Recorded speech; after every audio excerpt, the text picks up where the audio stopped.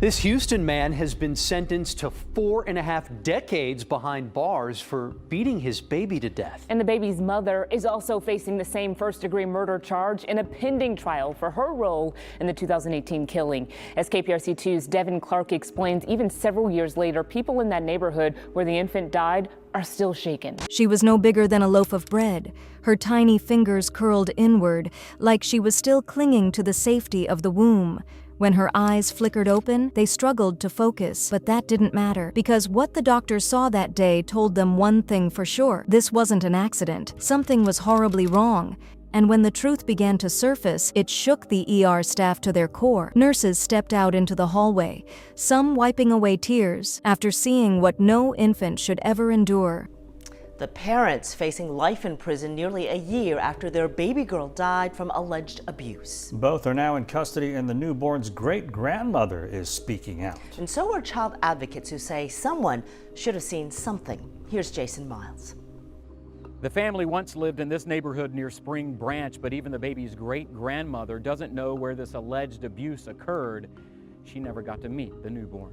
Virginia White cherishes this photo from 10-week-old Jasmine Robin's funeral, nearly a year after her first great-grandchild was laid to rest. I just want justice, Jasmine. Jasmine needs some justice. There were marks, injuries so severe no one could comprehend them, damage far beyond what any newborn should face after being sent home. There was no car crash, no accidental fall, no tragic mishap. This was deliberate, and yet no one was arrested. Not that day. Why? That's what we're about to uncover. A story of warnings ignored, silent alarms, and a tiny baby girl who survived just 2 fragile months, only to spend her final hours in unimaginable pain, with no one there to protect her. But the horror doesn't end there. Because even after what happened, someone went online and posted about her birthday, like nothing had happened at all. Someone walked free for months, and once again, the system failed a child when she needed it most. Before we go any further, I need to warn you, today's case is deeply emotional. It involves a newborn and circumstances that may be upsetting to some viewers. She suffered 96 bone fractures according to a recently completed final autopsy. She didn't get a chance. I'll never get a chance to meet her. I won't see her graduate. None of it. Court records say Jasmine was born prematurely, went home with her parents last summer, but ended up back in the hospital about 10 days later with severe trauma. In a statement, DA Kim Ogg said, quote, "The evidence shows that baby Jasmine fell victim to the very people who were supposed to protect her the most in this world." Jasmine Rose Robin was born on April 30th, 2018, in Houston, Texas, 11 weeks earlier than expected. She weighed just under 3 pounds, barely 2 pounds, 15 ounces. Her tiny lungs were still developing, and her body couldn't regulate its own temperature. From the moment she entered this world, Jasmine was fragile. She was immediately admitted to the neonatal intensive care unit at Memorial Hermann. For the next 2 months, Jasmine lived in a world of machines and monitors. Tubes delivered her nourishment. Nurses hovered around her day and night, watching every heartbeat, counting every ounce gained. Every tiny victory was monumental. Despite all odds, Jasmine showed signs of strength. Day by day, she improved. Her breathing stabilized, her feedings got better, and doctors felt hopeful. She was still delicate, but she was meeting key milestones for a baby born at just 29 weeks. Her parents, 24-year-old Jasmine Robin Jr. and 21-year-old Katherine White, visited often during her NICU stay. Staff noted they seemed involved, and Jason even recorded videos of Jasmine's early days, later posting them on Facebook. In one post, he proudly called her a little fighter. To outsiders, there were no warning signs, just a young couple doing their best under difficult circumstances. Eventually, Jasmine grew strong enough for a new chapter. Doctors cleared her for discharge. She had reached a stable weight and no longer needed constant medical intervention. On July 3, 2018, after spending the first 72 days of her life inside a hospital incubator, Jasmine was finally released to her parents. For a baby who had overcome so many early challenges, this should have been a turning point, a chance for peace after a brutal start. Jasmine had fought her hardest battle, or so everyone thought. But what happened next would leave an entire community shattered. But no one knew. The nightmare hadn't even begun. In March 2018, just weeks before Jasmine came into the world, Child Protective Services received an anonymous call. The report was chilling. Jasmine Robin Jr. had allegedly harmed the couple's 2-year-old son. The tipster also claimed that Katherine White had pinched the boy in places that clothing would hide. According to the caller, the child bore visible injuries, marks on his stomach, arms, legs, and back. CPS opened a case immediately, but when investigators tried to reach the family, they hit a wall. No response to calls, no confirmed address, no successful contact. Days turned into weeks, and with no cooperation from the parents, the file was closed. The official note? Both parents were uncooperative and unreachable. One red flag was already missed. Then came April 2018, just a month later. Jason was arrested by local authorities on a felony charge for evading law enforcement. He was taken into custody, but later released. No one linked this arrest to the open CPS case. No one connected the dots. There was no welfare check, no agency alert, no added scrutiny. 2 serious warnings in 4 weeks, and yet, no action. Fast forward to July 10th, 2018. Jasmine had been home for just 1 week. Her parents took her to a routine pediatric appointment. During the checkup, the doctor noticed something alarming: dark discoloration around both of Jasmine's eyes, bruising. It wasn't normal, especially for a baby who had just left intensive care. The pediatrician documented everything and urged the parents to take Jasmine to the emergency room immediately. The recommendation was clear: this needed urgent attention, but they didn't go. There's no record of an ER visit that day, no follow-up. The note stayed in Jasmine's file, and that's where it ended. Just days later, a family friend staying with the couple witnessed something terrifying. Jasmine began choking so badly that she became unresponsive for a moment. Panicked, he told Katherine and Jason to get her to a hospital right away. Their response? Indifference. The friend later told investigators that Katherine simply said she was exhausted and needed sleep. And so, Jasmine stayed home.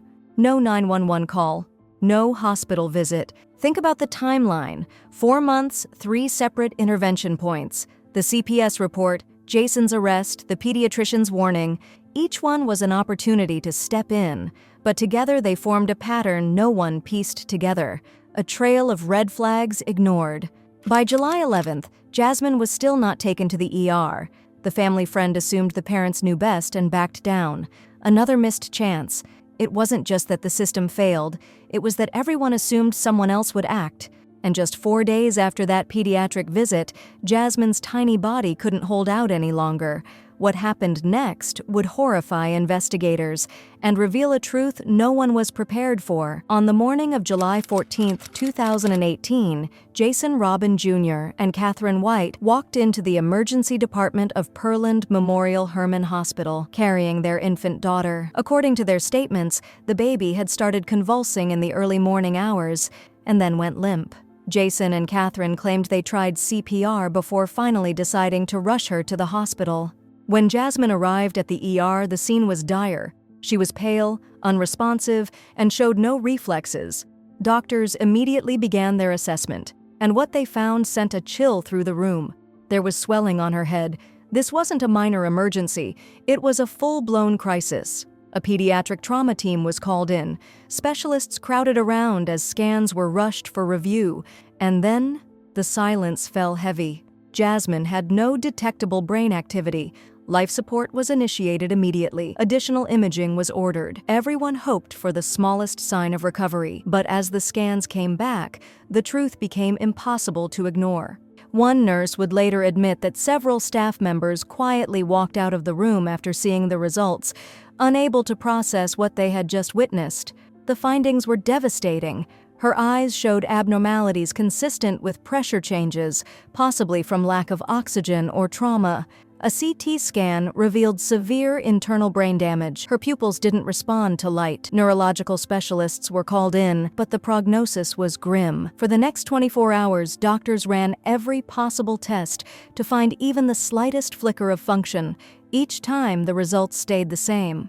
By the afternoon of July 15th, Jasmine had no signs of neurological activity. The official declaration came: she was gone. The hospital immediately notified law enforcement. ER documentation noted injuries that did not align with natural causes. A formal report was filed requesting a full investigation and forensic evaluation. From a procedural standpoint, every protocol was followed.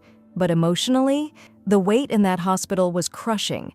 Some of the same nurses who had cared for Jasmine during her fragile NICU days now faced her lifeless body. One of them later told investigators, "She had just gone home. She was doing better. We don't understand." The emergency room had seen tragedy before, but this case left a scar. Jasmine had fought so hard to survive those first 72 days, and just 11 days later, she was back, like this. And yet, despite everything the medical team saw that night, no one was arrested. Not yet. Police began their investigation, speaking first with Jasmine's parents, Jasmine Robin Jr. and Katherine White. But again, no arrests were made. Jason told investigators he had fed Jasmine around 2 a.m. He said she initially refused the bottle, then began drinking, but moments later, she went limp. He described performing CPR until she showed some movement, after which she fell asleep. He admitted the episode was unusual, but claimed they didn't believe it was serious enough to call 911. Not until later that day, when Jasmine refused 2 more feedings and appeared strangely quiet, did they decide to bring her in. By then, nearly 12 hours had passed since the first sign of distress. Then came the revelation that stunned investigators. This wasn't the first time. Jason admitted they had performed CPR on Jasmine about a week earlier. She had choked during a feeding, he said, but they revived her at home and never sought medical help. When asked why, Jason gave a chilling answer. They were afraid that if they called for help, Child Protective Services would step in. That admission raised alarms no one could ignore. A newborn experiencing severe respiratory distress twice in 1 week should have been rushed to a doctor without question. Instead, Jason and Katherine kept it hidden. No hospital visits, no documentation, no warning signs reported. It was as if those moments never happened, except they had. And the truth was only beginning to unravel. 28-year-old Jasmine Robin now sentenced to 45 years in prison for beating his prematurely born baby Jasmine to death back in 2018. 2 skull fractures, both old and new brain bleeds, old and new bleeds on her spinal cord, bilateral retinal hemorrhages, which is bleeding in the eyes. As detectives dug deeper into the couple's background, more disturbing details surfaced. Both Jason and Katherine had prior history with Child Protective Services. Internal notes, later reviewed during the investigation, revealed something chilling. Both parents had admitted to past drug use. And when Jason was arrested, a court-ordered screening confirmed what investigators feared. Multiple controlled substances were in his system. Then came the interview. In a recorded statement, Jason spoke about Jasmine's crying. He described it as unbearable, so piercing that, in his words, "It made my ears ring to kingdom come." He admitted her crying agitated him, though he insisted he never meant to hurt her. But those words, they didn't settle well with investigators. It wasn't just what Jason said, it was what he left out. The timeline he provided didn't match the medical evidence gathered at the hospital. His answers failed to explain how Jasmine's condition had spiraled so drastically without anyone noticing. And yet, despite the contradictions, despite the growing unease, no charges were filed. Not yet. The investigation was still in its early stages. Forensic reports were pending. CPS and law enforcement began coordinating. But legally, more confirmation was needed before they could move forward. If you've stayed with this story this far, you already understand why cases like Jasmine's can never be ignored. Because what came next would change everything. The final autopsy report was completed on May 23, 2019, 10 long months after Jasmine's death, and its findings were nothing short of devastating. The report was exhaustive, every detail carefully examined by forensic experts, and what they discovered told a horrifying story. This wasn't a single moment of harm. It was a pattern that had unfolded over time. Dozens of fractures scattered across her tiny body. Some fresh, some healing, some so old they had already started to mend. This was repeated trauma. The autopsy also confirmed severe damage to her skull, along with internal injuries that had impaired her brain. And when they examined her eyes, the specialists' earlier suspicions were confirmed: signs of trauma consistent with violent head injury. The conclusion? Crystal clear. This was no accident. This was cumulative force. Once the report landed on the prosecutor's desk, the case accelerated at lightning speed. Harris County District Attorney Kim Ogg made a public statement. The evidence shows that Jasmine fell victim to the very people who were supposed to protect her. After a full and thorough investigation, we have filed charges, and we will seek justice for Jasmine. And then came June 24, 2019. Jasmine Robin Jr. was arrested and charged with capital murder. The charge spoke volumes. Now both parents are charged in her death. Here's video of her mom, Katherine White, making her first appearance in front of a judge late last night. She's charged with injury to a child by omission. The judge handed her a $5,000 bond. And if she does bond out, the prosecution is requesting the judge ban her from having any contact with any child under 17 years old, including her other 2 kids. Now, Jasmine's dad, Jasmine Robin, is charged with murder. Jasmine's great-grandmother says she's still trying to wrap her head around this. Prosecutors weren't just saying Jasmine's death was preventable, they believed it was intentional, and this was only the beginning of the fight for justice. The next morning, June 25th, brought another shocking turn. Katherine White was taken into custody. Her charge? Injury to a child by omission. The prosecution's message was clear. She hadn't acted when it mattered most.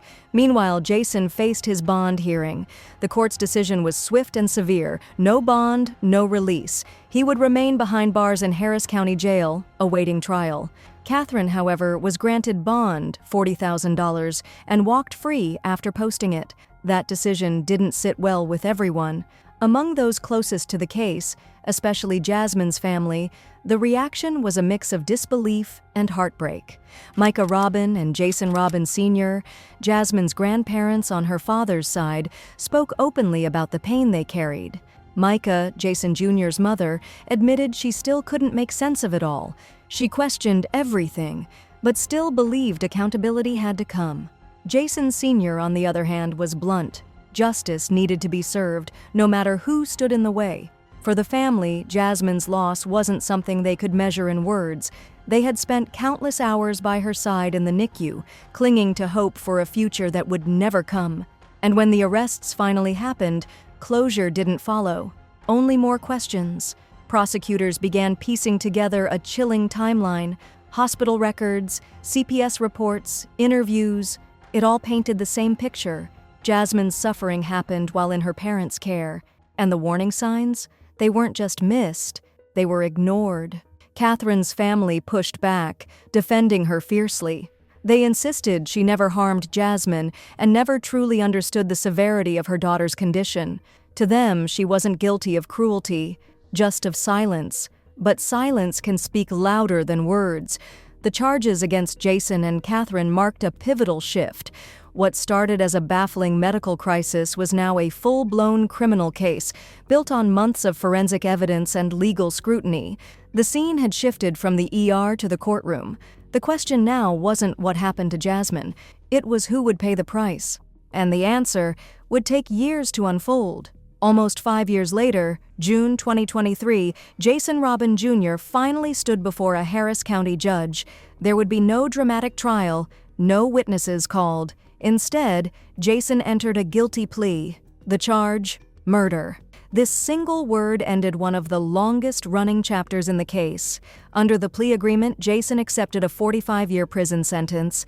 In Texas, that means he'll serve at least half, more than 2 decades, before he can even think about parole.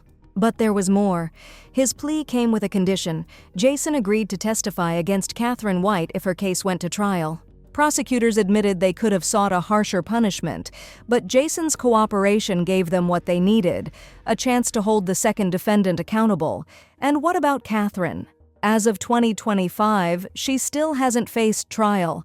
Her attorneys maintain she played no direct role in Jasmine's suffering, that she didn't know how bad things were. Prosecutors argue the opposite, that her failure to act when her child needed her most makes her legally responsible. Not by her hands, but by her silence. After Jason's conviction, Jasmine's younger sibling, born in April 2019, was placed in the care of Jason's parents, Micah Robin and Jason Robin Sr., a bittersweet ending for a family still shattered by the weight of a tragedy they'll never escape. But the question lingers, will Katherine ever face justice, or will the truth remain forever divided? Hospital officials, aware of the active criminal investigation, worked closely with state authorities to make sure Jasmine's younger sibling would be placed safely with family the moment they were released. That plan was carried out, and the child has been with relatives ever since. Behind closed doors, Jasmine's grandparents held on to the little pieces of her life that they could never let go of. A lavender blanket, soft and decorated with tiny butterflies, was folded with care and tucked away. Her ashes, placed inside 2 identical silver pendants, worn every single day by Micah and Jason Sr. They said it was their way of keeping her close, while they searched for answers they may never truly find. When Jasmine's first birthday came, Jason posted publicly on Facebook. His words read like a eulogy. Jasmine fulfilled her purpose. God needed her back. To some, those words sounded comforting, but to others in the family, they felt like an attempt to soften a brutal truth, a truth no one could ignore. Micah admitted her own struggle in a simple but powerful statement. "I miss my granddaughter very much, and I want accountability. If my son was responsible, he needs to face that." Jason Sr. echoed her words. They loved their son, but love doesn't erase what happened. The legal process gave them clarity, but not peace. Jason's guilty plea closed one chapter, but left another wide open. Katherine's fate was still undecided, and for Jasmine, justice, real justice, never came soon enough. And here's the hardest truth: nothing really changed. No sweeping policy reforms, no new procedures, not even a public statement from the agencies involved. The system seemed to move on, as if Jasmine's case never happened. But inside those case files were warnings, warnings no one acted on, warnings that should have saved her life. These red flags weren't invisible, they weren't hidden. They were documented, raised by professionals, and still, no one connected the dots. What happened to Jasmine wasn't just a failure by one person or one agency. It was the collapse of a system meant to protect children. When reports come in from different places at different times, but no one pieces them together, children slip through the cracks. Jasmine did. And it's not just Jasmine. Across the United States, thousands of reports flood Child Protective Services every single day. Many are real, some are false. Families move, change numbers, skip follow-ups, and when that happens, cases close. But closed doesn't mean safe. Jasmine's story proves that. What's worse? Warning signs aren't always dramatic. Sometimes it's a baby refusing to eat, a parent canceling a doctor's appointment and never rescheduling, a child who suddenly becomes quiet, or a sibling with bruises that have an excuse every single time. Alone, these moments might seem small. Together, they tell a story no one wants to read. And here's the truth: you don't need certainty to act. You only need concern. If something feels wrong, speak up. If a doctor recommends a hospital visit, go. If you're unsure, ask. If you're worried, report it. You can do it anonymously. And sometimes, that one voice is the difference between life and death. Because cases like Jasmine's remind us of a chilling reality. Some dangers don't look like dangers, not until it's too late. That's why communities, especially those working in early childhood care, need more than good intentions. They need training. They need stronger communication. They need real collaboration between CPS, law enforcement, and healthcare providers. Because the truth is, danger doesn't always look dangerous. Sometimes there are no bruises, no broken bones, no obvious marks. Sometimes the person responsible is someone trusted, someone loved, and that makes the warning signs even harder to see or harder to believe. Jasmine's story forces us to do more than just feel heartbroken. It demands awareness, it demands responsibility, and above all, it demands change. A child coming home after surviving the NICU should be a moment of celebration, not the start of a countdown no one notices until it's too late. Jasmine's story isn't just a tragedy, it's a warning and a responsibility. one that belongs to all of us. If you've stayed with us this far, thank you. Share this story, leave a comment, stay alert, because the next child may not have 2 months unless someone steps in. Thank you for being here. Thank you for remembering the little ones taken far too soon. We'll see you in the next video.